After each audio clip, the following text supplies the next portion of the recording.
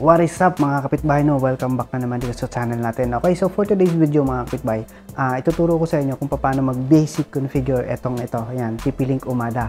Okay, kung nyo mapapansin, yan yung nire-request ng mga subscriber natin kasi nireview natin to kung ano yung features saka kung gaano nga ba ito kaganda. Kaya ngayon, ituturo ko sa inyo kung paano mag-basic configure at saka kung paano mag-connect dito sa PFSense natin. Kasi may katanungan kasi yung isa nating subscriber, paano nga ba daw gawin to na core switch ikakabit sa PFSense natin at saka kung paano yung actual na pag-setup nito para ikabit dun sa PFSense natin. Okay, so let's go. Pag-uusapan natin, ituturo ko sa inyo yung basic config nito at saka ipapakita ko sa inyo yung kanyang GUI. Okay, let's go.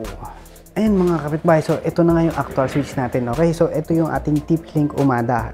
Yung model nito is SG2428P. Okay, so ang katanungan po is pwede nga ba ito gawing core switch? Pwede mga kapitbahay kasi layer 3, may features na rin ito na layer 3 at saka layer 2. So nasa sa inyo na yun kung ano yung papaganahin nyo, layer 2 ba or layer 3. Pero ang katanungan ng subscribers natin is kung paano nga ba ito gawing core switch, paano nga ba magkabit nito sa PFSense mismo. Okay, so ang example natin ngayon, yung PFSense natin is 5100. Okay, so ito yung ating gagawing core switch. Okay, so paano nga ba yun? So una, syempre i-power on mo, ikakabit mo dun sa rack mo. Tapos eto, kasi ito mayroon tong SFP. Kunyari 5100 or 6100s ka na PFSense, meron kasing SFP port yung 6100s, pero yung 5100s is wala, yung 6100s lang. Okay, pwede mong gamitin to as a trunk port. Pwede mong gawin yan. Kunwari, ito, SFP to. Dito mo siya ilagay para maging trunk port. Pero sa ngayon, kasi nga, yung 5100s natin is wala siyang SFP port. So, ang gagawin natin is itong 24. Okay, ito yung 24. Kakabit mo yan. Yan yung actual. Ikakabit mo yan dyan. Tapos yung wire na to is ikakabit natin doon sa LAN port. Okay, so ituturo ko sa inyo. Ito yung actual switch, nakasaksak na yan, naka-power on na. So ilalagay natin doon sa rack, assuming na nakalagay na sa rack. So itong wire galing sa PFSense papunta dito sa port 24. Okay, so ipapakita ko sa inyo. Ayan, ito yung mapapansin. Ito yung ating netgate na 5100. So wala siyang SFP. More in RJ45 port lang siya. Ayan. ATH yan, IX2. So, ang kable na kulay itim na nanggaling dun sa port 24, so dito natin ilalagay, assuming yan, that's sa port na yan. Okay, so kapag nailagay mo na siya dyan, so yan na yung magiging LAN port. Tapos, itong iba, internet na yan, one port. So, yung LAN port, ilalagay natin dun sa port switch na 24, which is dito yun. Yan yun. Okay, so let's go. Ito-configure na natin para magkita yung bilan neto at saka yung bilan ng TP-Link Umada natin. Okay, let's go. Ayan, ito na nga mga kapitbahay. No? So, dati nga sa sinasabi ko, paano nga ba kunin yung IP neto kapag nakakabit na sa PFSense mo? So, itatype mo lang to, itong kanyang model. So, lalabas na po yan dyan. So, kukunin mo lang yung IP, tapos access mo rito sa browser. So, ito na siya. Okay, so, ayan, kapag unang access mo is lalabas dyan is manghihingi siya ng password which is admin lang. So, after mo mailagay, manghihingi siya ng change new password. Okay? So, ganyan po yung kanyang itsura. Meron siyang layer 2, mayroong layer 3 features. Okay? So, ito yung kagandahan niya. Pwede mo siyang mag-static route gamit to kahit wala kang firewall. Kunwari, meron ka lang isang patag nito. Kunwari, ISP modem lang, tapos papunta dito, diretso. Pwede ka mag-route, tapos pwede ka mag-restrict dito. Okay? Marami kasing yan, may spanning tree, yan, port config yan, tapos dito, yan, tapos may QoS, may security, yan, marami kang pwedeng gawin dito. Okay, so kailangan mo lang aralin. Pero ang basic configuration natin ngayon is paano mag-connect nito dun sa PFSense at saka paano nga papalitan yung IP nito, which is like for example, dun sa pinakita ko yung IP nito is 0.14. So papalitan natin. So medyo kakaiba to dun sa mga typical na TP-Link switch. Ito dito, ito yung bilan niya. Ayan. Okay, so dito tayo 802.1Q VLAN. So yan yung standard. Okay, so ang gagawin natin is papalitan muna natin yung IP address. So ang gagawin mo is pupunta ka lang dito sa layer 3 features, pupunta ka sa interface. Ayan, ito nyo mapapansin yan yung default VLAN niya. Yung IP na nakukuha niya is ayan. So ang gagawin natin is i-edit natin yung IPv4. Ayan, edit natin yan, nakaano siya, DHCP. So ang gagawin natin, i-static natin. So ilalagay natin siya dyan. Interface name is switch 001. Okay, so lalagyan natin ganyan. So, papalitan natin ng 14 kasi 14 yung ilalagay natin dapat. Okay, tapos yan. Apply mo lang, automatic na yan. Apply. Okay, tapos save. So, yung papansin, ayan, 14 na siya. Okay, ayan, 14 na siya. So, login ulit tayo. Password ko is yan, okay. So, kung inyo mapapansin dito, so, eto, ayan, nakakulay dilaw. Ibig sabihin, ayan, naka 100 duplex, ayan, nakakabit. So, ibig sabihin, ito yung ating trunk port. So, dito kasi sa mga ganitong switch, wala siyang option na pwede mo siyang gawing trunk plug. For example, dun sa HP switch, meron siyang features na trunk. Ilalagay mo lang yung port doon, automatic magiging trunk. Tapos, kunyari, sa Cisco naman, so, babaguhin mo lang ng config na gagawin mo siyang trunk port. Dito naman, sa mga ganitong switch is tag and tag lang ang mayroon dito. Ayan, tag and tag. Pag, punta ka dito sa layer features, VLAN, tapos,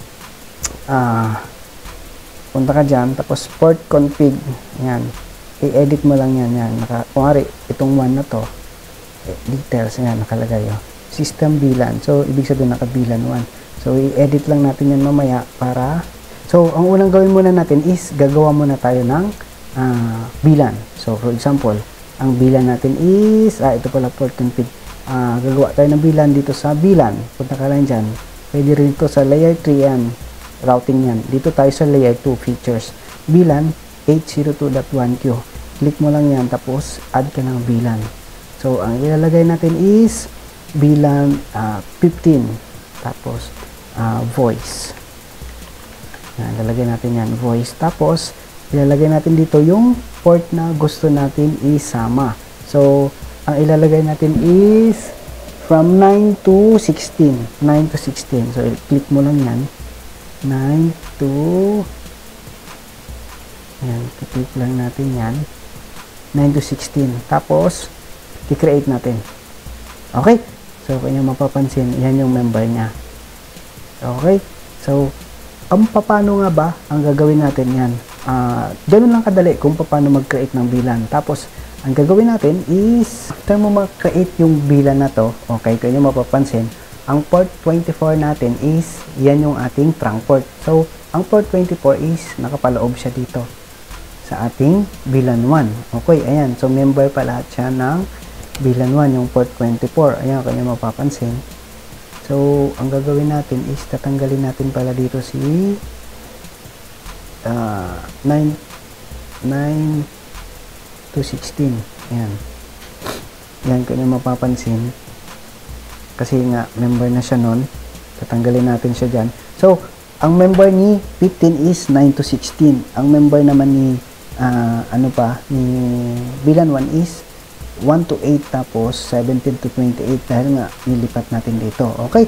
Kung inyo mapapansin, ang 24 is member pa siya ito. So, ang gagawin natin is itatag natin yung 24 itatag natin yung 24 dito sa VLAN 15. Okay, paano nga ba yun magtag? Para pag tinag natin, ang gagawin, parang yung traffic na nanggagaling ito sa 15, makakatagos siya dito sa VLAN 1 papuntang PHNs at saka papunta sa ibang devices. So, itatag natin yung port 24. Paano nga ba magtag? Edit mo lang to. Yan. Pag in-scroll down mo yan, kung nyo mapapansin, yan untag port. So, ibig sabihin, yan yung mga member. Yan yung member. Okay? 9, 16, 16. Yan. Kung nyo mapapansin, edit natin yung VLAN 15. Yan yung member. So, itatag natin itong 24 na to. Okay? Punta ka lang sa baba. Punta ka lang sa baba. Makikita ka ng tag port. Yan. Click mo lang yung 24. Yan. Mag-add siya dyan. Pag sinave mo yan, automatic lalabas na siya rito. Yan yung tag port natin. Pwede ka rin pumunta rito sa port config. Ayan, port config. Tapos pupunta ka dyan. Ayan, kung nyo mapapansin, yung port 24 is naka-admit all. Kailangan mo rin ata ito i-edit. Hindi ko pa na to try. First time pa lang. So, click mo lang yan. PID is VLAN 15. Tapos, itatag mo siya. Ayan, tag only. Okay, so, save. Okay, hindi ko na siya ma-access kasi nga yung 24 tinag natin. So, ilipat muna natin. Ayan.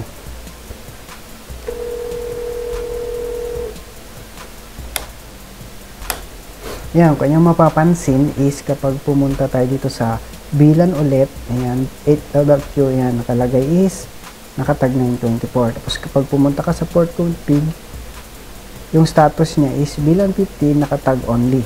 Okay? So, ganun lang kadali mga kapitbahay, ganun lang kadali yung pag-configure nito. Yung mga ibang features niya, madali na lang yan aralin. Pero ito, basic configuration, kung paano mag-create ng bilan, paano mag-connect nito sa pfSense. So, automatic na po yan.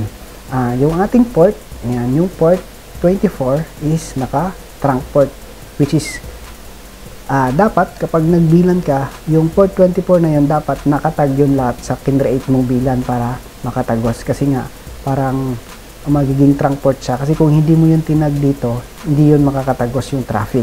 Kaya dapat, ang gagawin mo is tag mo siya palagi. Like, for example, makikita mo siya dyan. Pag in-edit mo yung 15, ayan, member niya yan, ito, ayan, untag ports. Tapos, ang sa ibaba, yung nakatag port, ayan, nakaselect.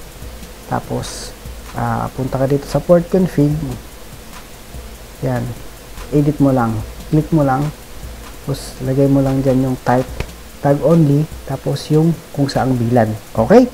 So, ganun lang kadali, mga kapitbahay. Basic lang to, napaka-easy lang nito. Medyo nagkaiba lang yung mukha niya sa mga luma nating